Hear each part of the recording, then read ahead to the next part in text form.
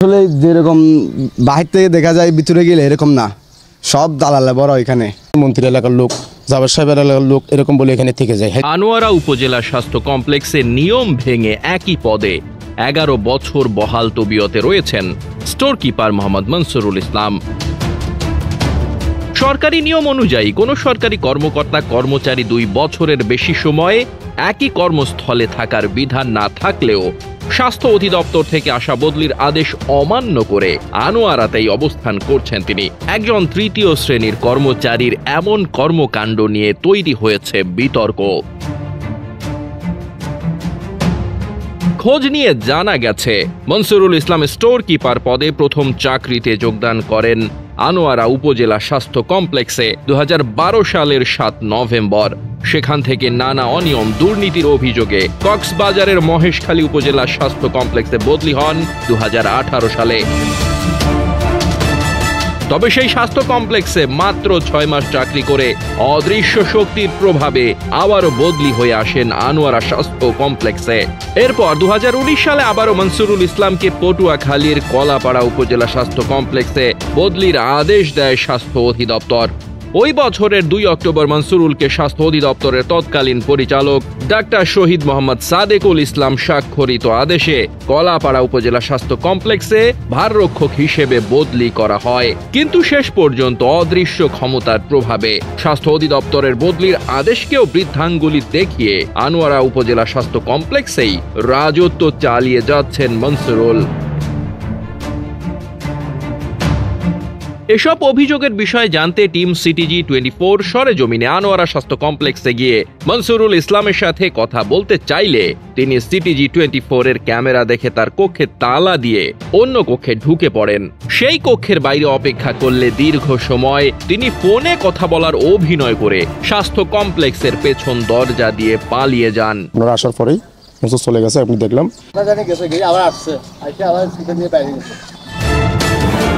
অভিযোগ প্রমাণিত হলে যথাযথ ব্যবস্থা নেওয়ার কথা জানান আনোয়ারা উপজেলা স্বাস্থ্য পরিবার পরিকল্পনা কর্মকর্তা ডাক্তার মোহাম্মদ মামুনুর রশিদ।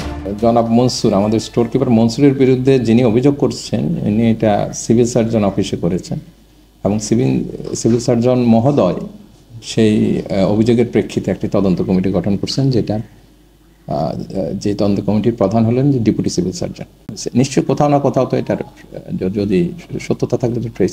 আমি আসার পর এরকম কোনো আদেশ হয় নাই, তবে আমার কাছে আপনার মতো আমার কাছেও অনেকে জানতে চাইছে যে এরকম 2019 একটা তার ট্রান্সফার হয়েছে এইরকম। হ্যাঁ, এইরকম একটা তথ্য আমার কাছেও আসছে। আমি যেটা হলো যে ডকুমেন্টেড কোনো ইয়া পাইনি আমি। অভিযোগ রয়েছে দীর্ঘদিন এক কর্মস্থলে থাকায় মনসুরুল ইসলাম স্বাস্থ্য কমপ্লেক্সে নিজস্ব একটি বলয় গড়ে তুলেছেন। অনিয়মকে নিয়মে পরিণত করে হাসপাতালের উন্নয়ন কাজ সহ যাবতীয় কেনাকাটা নিয়ন্ত্রক হয়ে উঠেছেন তিনি। স্থানীয় অদৃশ্য শক্তির আশ্রয় প্রশ্রয় গড়ে তুলেছেন এক চেটিয়া রাজত্ব। তাকে ম্যানেজ করা ছাড়া পাওয়া যায় না ঠিকাদারি কাজ। স্ট্যানলিস নিয়ে অভিযোগ করছে, বিভিন্ন অভিযোগ ক্ষেত্রে ওনার বিরুদ্ধে অভিযোগ হয়েছে আর কি। আর বিভিন্ন নেতা খাতা দিয়ে উনি ফোন করাই, এ করাই সে করাই, এবং নেতা চেয়ারম্যান দিয়ে ফোন করাই। উনি বিভিন্ন হুমকি দিয়ে এখানে থেকে যান। উনি মন্ত্রী এলাকার লোক, জাবের সাহেব এলাকার লোক এরকম বলে এখানে থেকে যায়। হ্যাঁ, দূরের লোক, এই প্রভাব দেখে উনি এখানে থাকেন। আসলে যেরকম বাহির থেকে দেখা যায় ভিতরে গেলে এরকম না, সব দালালে বড় এখানে। এদিকে সম্প্রতি আনোয়ারা উপজেলা স্বাস্থ্য কমপ্লেক্সে হিসাব রক্ষক পদে সংযুক্তিতে দায়িত্ব পান বাঁশখালী উপজেলা স্বাস্থ্য কমপ্লেক্সের হিসাব রক্ষক মোহাম্মদ শাহেদ মিয়া।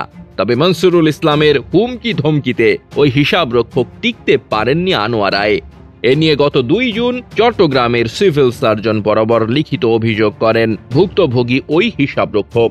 মনসুরুল ইসলামের বিরুদ্ধে ওঠা সকল অভিযোগ খতিয়ে দেখতে গত 2 জুন 3 সদস্যের তদন্ত কমিটি গঠন করেছেন চট্টগ্রামের civil surgeon. Deputy civil surgeon ডাক্তার মোহাম্মদ ওয়াজেদ চৌধুরীকে ওই কমিটির সভাপতি করা হয়েছে।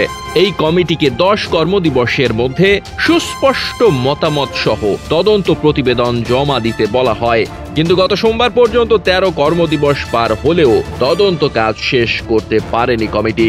সর্বশেষ গত 27 মে মনসুরুলের বিস্তর অনিয়ম দুর্নীতির তথ্য তুলে ধরে চট্টগ্রাম বিভাগের স্বাস্থ্য পরিচালক বরাবর লিখিত অভিযোগ দিয়েছেন স্থানীয় এলাকাবাসী।